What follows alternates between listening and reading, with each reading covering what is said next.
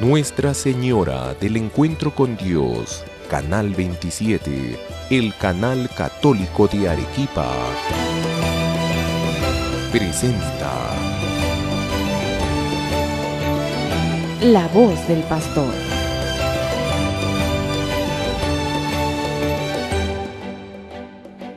Queridos hermanos y hermanas, en La Voz del Pastor continuamos con nuestro estudio y contemplación de las verdades de la fe contenidas en nuestro Catecismo de la Iglesia Católica.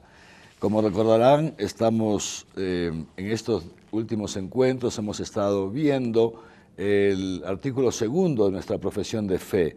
Creo en Jesucristo, su único Hijo, nuestro Señor. Y después de haber estudiado y meditado sobre las diversas denominaciones de Jesús como Señor, como Kyrios, después de haber meditado también sobre lo que significa el ser hijo de Dios en Jesús de Nazaret, hemos los últimos días hablado sobre la encarnación del Verbo, en qué consistió esa encarnación. Como recordarán, decíamos que la encarnación del Verbo significa que la segunda persona de la Santísima Trinidad asumió nuestra naturaleza humana, es decir, Dios mismo, naturaleza divina, la segunda persona de la Trinidad. La naturaleza divina, la segunda persona de la Trinidad asume nuestra naturaleza humana y de este modo, en esa persona que es solamente una, la segunda persona de la Trinidad, pero se da esta unión que se llama hipostática entre naturaleza divina y naturaleza humana. Y veíamos también en nuestro último encuentro las consecuencias de esa unión hipostática, de esa unión de dos naturalezas en una sola persona. Y decíamos que esa unión no crea una confusión de naturalezas, no, las dos naturalezas coexisten en una sola persona. Y decíamos que justamente por esa coexistencia, entonces nuestro Señor Jesús tenía un conocimiento, ¿no es cierto? Por un lado, el conocimiento divino que caracteriza y que es propio de Dios, también evidentemente la segunda persona de la Trinidad, pero al mismo tiempo, como hombre, tenía ciertas limitaciones, es decir, que por un lado conocía todo, pero por otro lado su conocimiento humano se iba abriendo paso paulatinamente conforme él también se iba desarrollando, como nos lo dice el evangelista Lucas, iba creciendo en edad, en sabiduría y en gracia. Muy bien, ahora quisiera que demos un paso adelante con los números 475 y siguientes de nuestro catecismo. El número 475 nos habla de la voluntad humana de Cristo. Claro, si Cristo era verdadero Dios y verdadero hombre, entonces como hombre tenía una voluntad. Todos los hombres tenemos una voluntad, pero también Dios tiene una voluntad. Fíjense qué interesante esto. Entonces, ¿cuántas voluntades habían en Jesús de Nazaret? ¿Cuántas voluntades? ¿Y estas voluntades se contraponían o no se contraponían? Esto es muy importante para nosotros también el saberlo.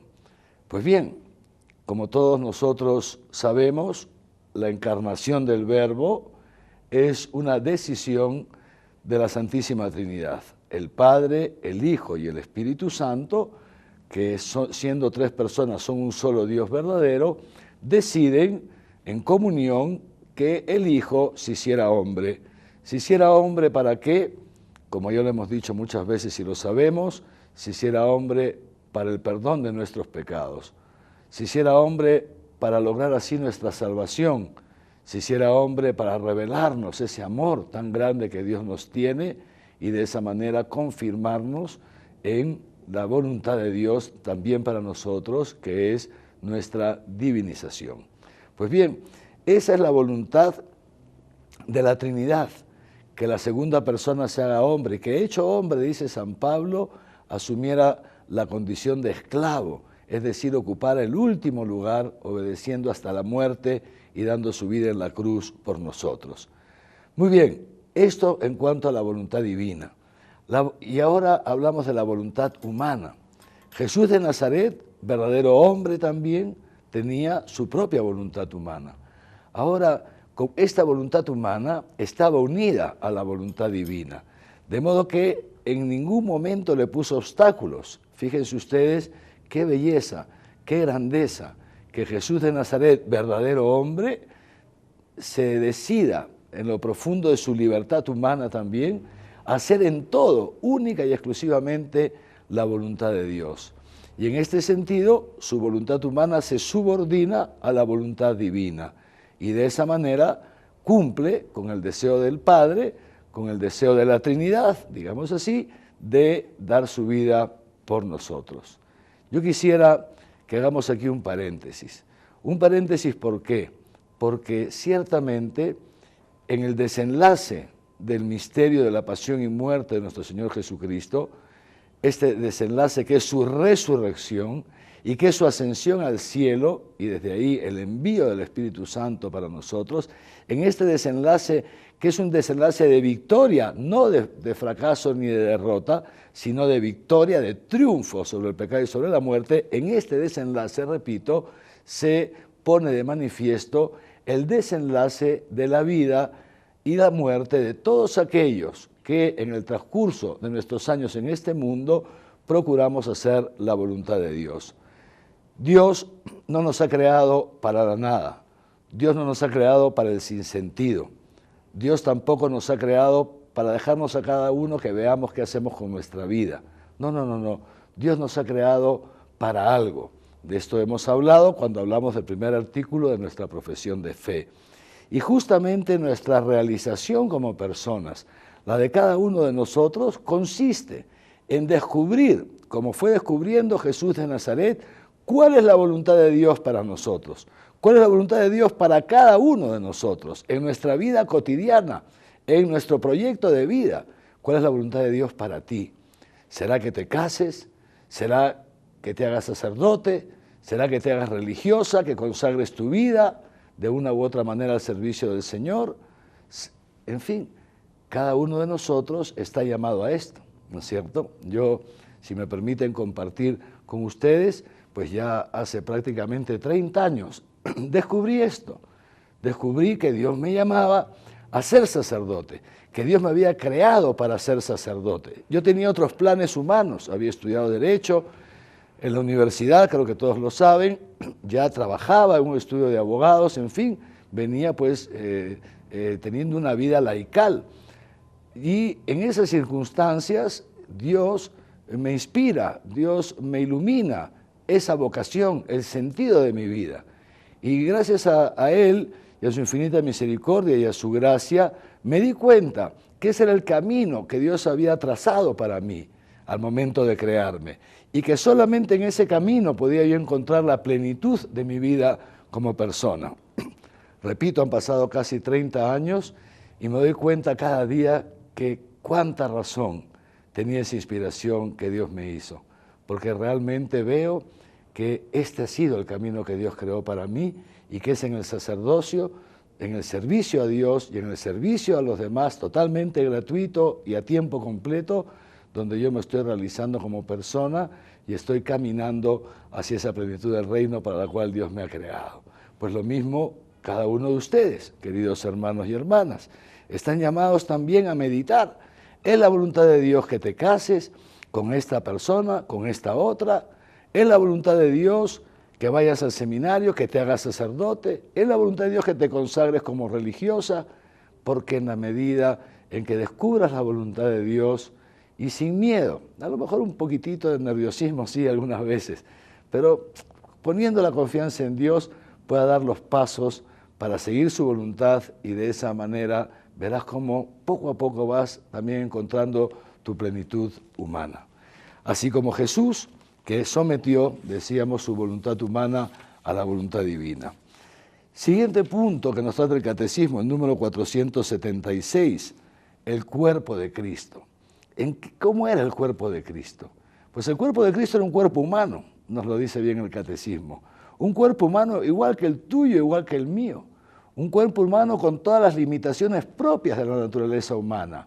Estamos hablando del cuerpo humano de Cristo antes de su resurrección. Pues era un cuerpo como el de nosotros, con sus mismas limitaciones, también como nosotros tenía hambre, también como nosotros se cansaba. Esto los evangelistas no han querido ocultar. estas limitaciones en el cuerpo de Jesús de Nazaret. Recordamos, por ejemplo, las ocasiones en que los evangelios nos cuentan que Jesús estaba cansado, por ejemplo, cuando llegan a Samaria, y estaba tan cansado que ya se queda en la puerta del pueblo de Samaria, en ese pozo que estaba a la entrada del pueblo, porque estaba muy cansado.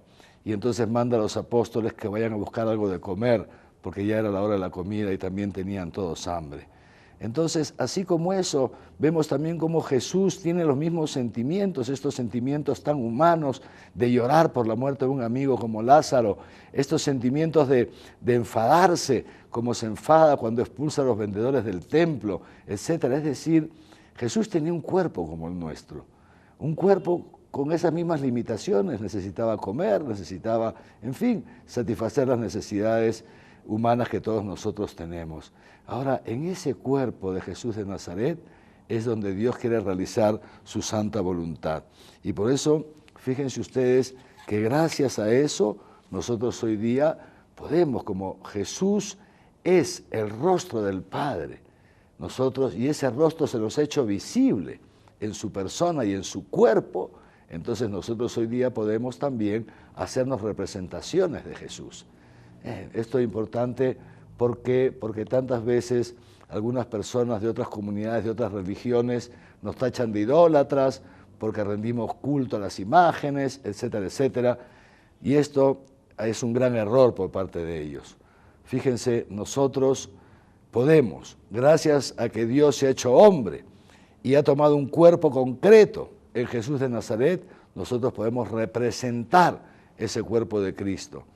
Y ahora, miren ustedes que esa representación del cuerpo de Cristo ha pasado de generación en generación hasta nuestros días. Ha llegado hasta nuestros días, por ejemplo, ese gran descubrimiento de la sábana santa, en la cual ha quedado impreso ese rostro que se atribuye a nuestro Señor Jesús. Pero no solamente ahí, sino que también a través de la tradición, de generación en generación, desde antiguo, se ha venido representando a Jesús, primero en lo que se llaman los iconos, ¿no es cierto?, y luego en lo que se llama la pintura religiosa.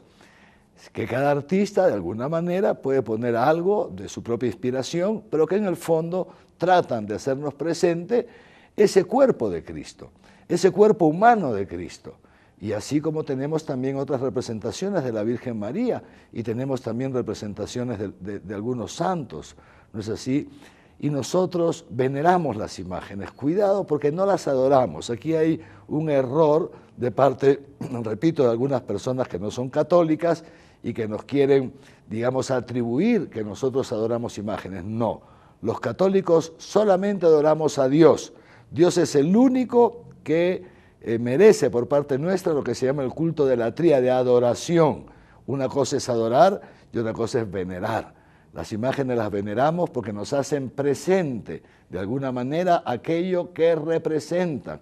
Y por eso es algo muy bueno que en todas nuestras casas, por ejemplo, que en los lugares de nuestros trabajos, etcétera, etcétera, podamos tener representaciones de Jesús, sea cuadros, digamos así, o pinturas que nos representan su cuerpo, sea también el crucifijo, en fin, que nos hace presentes pues ese amor tan grande que Dios nos tiene y que nos ha manifestado justamente en Jesús de Nazaret. Último punto para este encuentro. ¿Cómo amaba Jesús? Ese amor de Jesús. Fíjense, el número 478 llama el corazón del Verbo encarnado. Fíjense qué cosa tan bella. Y entonces el catecismo nos recuerda que Jesús nos amó y nos amó con un corazón humano. Jesús de Nazaret nos amó con amor divino y ese amor divino se realizó amándonos en un corazón humano. Y por eso esta devoción que tenemos los católicos al Sagrado Corazón de Jesús. Terminamos con esta cita del Catecismo número 478. Por esta razón, dice el Catecismo, el Sagrado Corazón de Jesús, traspasado por nuestros pecados, y para nuestra salvación, es considerado como el principal indicador y símbolo de aquel amor con que el Divino Redentor ama continuamente al Padre Eterno y nos ama continuamente a nosotros los hombres. Si Jesús de Nazaret fue verdadero hombre, y efectivamente lo fue, y hasta hoy día lo es, entonces nos ha amado no solamente con amor divino, sino también con corazón humano. En el mes de junio de cada año celebramos la fiesta del Sagrado Corazón de Jesús. Pidámosle también a Él que nos conceda a nosotros un corazón semejante al suyo. Como dice esa ejaculatoria tan bonita, Sagrado Corazón de Jesús, en ti confío y te pido que me concedas un corazón semejante al tuyo, que yo también pueda amar a Dios sobre todas las cosas y al prójimo como a mí mismo, con un amor que sea divino, proveniente del Espíritu Santo, pero un amor que sea también humano, que brote de nuestro corazón. Que los bendiga Dios Todopoderoso, Padre, Hijo y Espíritu Santo, y que su bendición les acompañe siempre. Amén.